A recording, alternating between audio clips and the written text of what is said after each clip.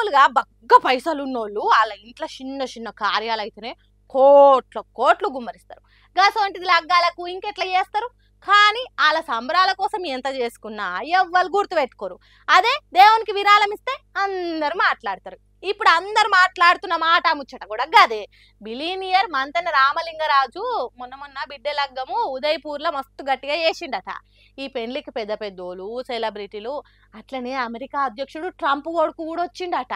ఇక పెండ్లి సంబురాలు జర్ర ఒడిచినాక బిడ్డ నేత్ర అల్లుడు వంశీ పేరు మీద మన తిరుపతికి 9 కోట్ల విరాళం ఇచ్చిండట. ఈయన ఇప్పుడనే కాదు బానే సార్లు ఇచ్చిండట.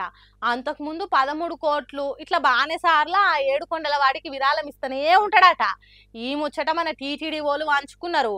సుశిరా పైసలు ఎంత సంపాదించడం అన్నది కాదు, మనకి ఇంత కలిగించిన దేవునికి మొక్కులు తీర్చుకుంటే ఆయన ఎప్పటికీ మన ఇంటనే ఉంటాడు అనేదానికి ఇది కూడా ఒక మంచి మార్గమే కదా.